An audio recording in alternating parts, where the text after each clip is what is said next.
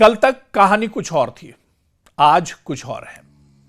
Trump कल कह रहे थे कि हम जमीनी फौज ईरान भेज रहे हैं। आज सुबह उठे तो ट्रंप ने बोला कि नहीं नहीं। ट्रंप ने बाकायदा प्रेस कॉन्फ्रेंस की, उन्होंने कहा कि हम जमीनी फौज नहीं भेज रहे हैं। पहले ट्रंप ने यह ऐलान किया था कि यह जंग महज 3 या 4 दिन चलेगी। फिर ट्रंप का बयान आता है कि असल में 4 हफ्ते भी इस जंग में लग सकते हैं। और अब ताजा बयान ट्रंप का आया है, उन्होंने कहा कि हो सकता है 6 महीने भी इस जंग में लग जाएं। तो ट्रंप कितने डरे हुए हैं या ट्रंप कितने कंफ्यूज हैं, यह दरअसल उनके बयानों से जाहिर हो रहा है। शुरू में बड़े जोश से ट्रंप ने कहा था कि हम रिजीम चेंज करेंगे, यानी हम ईरान में सत्ता बदल के रख देंगे, यहां की लीडरशिप बदल के रख देंगे। और थोड़ी देर के बाद फिर वजाहत आती है ट्रंप की तरफ से, ईरान की तरफ से, अमेरिका की तरफ से कि नहीं नहीं, रिजीम चेंज हमारा मकसद नहीं है। फिर ईरानी लोगों को मशवरा दिया कि भाई ईरान में खुद ही आप लोग हुकूमत गिरा दो, खुद ईरान के खिलाफ एहतजाज करो, अपनी सरकार के खिलाफ एहतजाज करो और खुद से अपनी हुकूमत गिरा दो। और अब ट्रंप फरमाते हैं, ट्रंप का कहना है कि जिसे लाना है ले आओ, बस खामनेई के बेटे को न लाओ।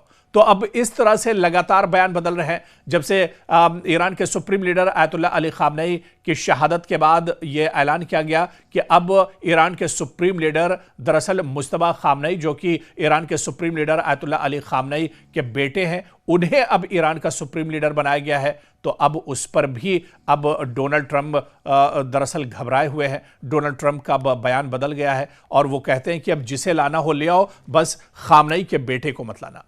तो पिछली जंग में यह दावा था कि हमने ईरान की एटमी सलाहियत खत्म कर दी है। दरअसल ये वो तमाम झूठ, ये दरअसल अमेरिका और इजराइल का डर, उसका खौफ हम आपको बता रहे हैं कि कहां कहां पर और किस तरह से अमेरिका डरा हुआ है।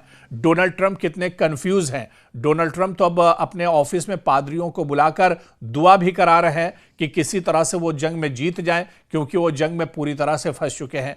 आपको याद होगा कि जो पिछली जंग इजराइल की 12 दिनों की ईरान के साथ हुई थी, इजराइल ने अचानक ईरान पर हमला किया था, उस बीच क्या दावा अमेरिका ने किया था। उस बीच भी अमेरिका ने दावा किया था कि हमने ईरान की एटमी सलाहियत खत्म कर दी है। ईरान के B-2 जो बम्बर हैं, उन्होंने अस्फहान या दूसरी जो जगह ईरान के अंदर है, जो दरअसल पहाड़ी के नीचे पूरी एक टनल बनी हुई है और उसमें ईरान का एटमी जो हथियार हैं वो तैयार किए जा रहे हैं। तो अमेरिका ने दावा किया था कि हमारे B-2 बम्बर ने, यानी अमेरिकी B-2 बम्बर ने दरअसल अस्फहान के अंदर जाकर जेर जमीन जो टनल है वहां पर ईरान की एटमी सलाहियत को खत्म कर दिया है।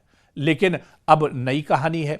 नई कहानी यह है कि डोनाल्ड ट्रंप ये कहते हैं और इजराइल ये कहता है कि अगर हम यह हमला न करते तो 2 हफ्तों में ईरान एटम बम बना लेता।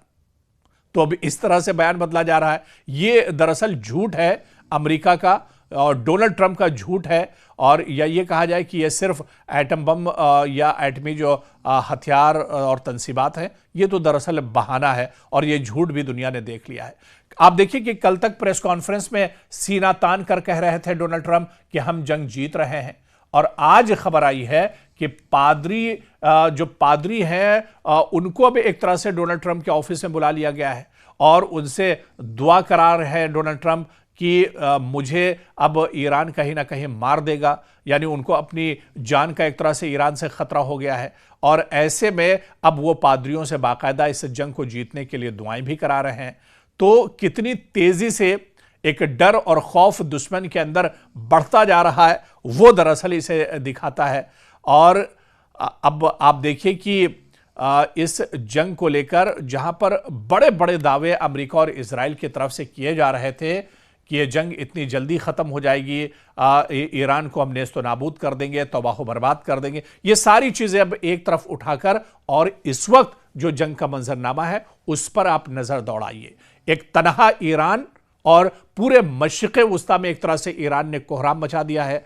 आज इजराइल के तल अवीव में आप देखिए कि लोग किस तरह से डरे और घबराए हैं, किस तरह से तल अवीव के अंदर लगातार हमले ईरान की तरफ से किए जा रहे हैं। आज़रबाईजान तक अब महफूज नहीं है, सऊदी अरब भी अब एक तरह से महफूज नहीं है, और जितने मिडिल ईस्ट के जो इलाके और जहां जहां पर अमेरिका की तंसीबात हैं, एयरबेस हैं, उन सब को ईरान अकेले दम पर अब एक तरह से साध रहा है। और इस जंग में जहां पर दुनिया की बड़ी ताकतें मौजूद हैं, एक तरफ पूरा मिडिल ईस्ट ईरान के खिलाफ है, आज़रबाईजान, सऊदी अरब और कब्रस जैसे मुल्क एक तरह से ईरान के खिलाफ खड़े हैं, वहीं ईरान इस जंग में तनहा जरूर है, लेकिन दुश्मनों के ईरान ने दांत पूरी तरह से खट्टे कर दिए हैं।